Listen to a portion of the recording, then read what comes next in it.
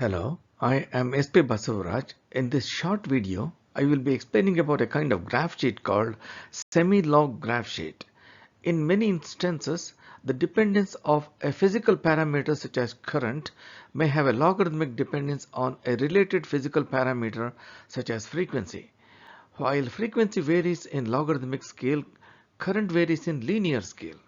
Then Semilog graph sheets come in handy to use for plotting such variations. But what is a Semilog graph sheet?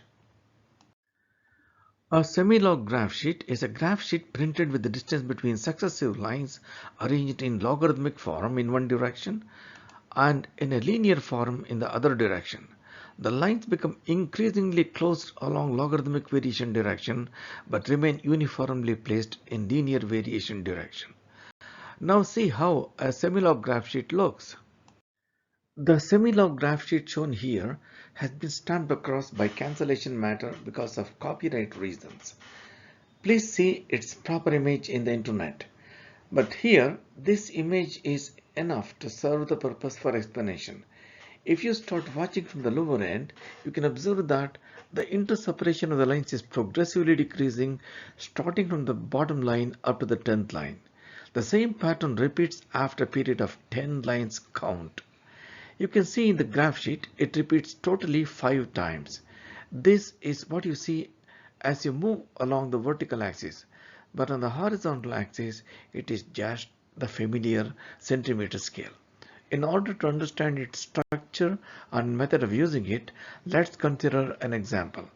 Let's take the dependence of current on frequency in an LCR circuit.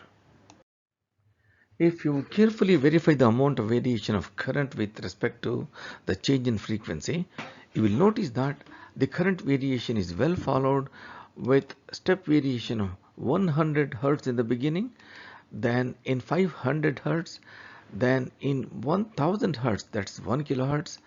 Subsequently, if you continue, you will have to go for a step variation of 5 kilohertz and then in 10 kilohertz. This is what's known as logarithmic variation of frequency with respect to the linear variation of current. Hence, in order to properly represent this kind of dependence, a Semilog graph sheet is preferred.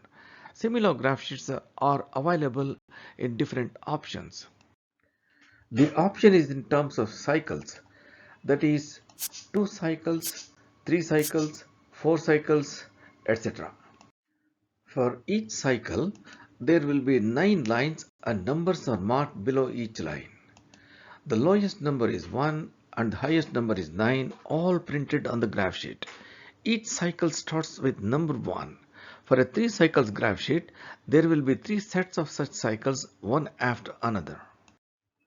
But how do you decide about the proper choice of number of cycles in the graph sheet you want to make use of?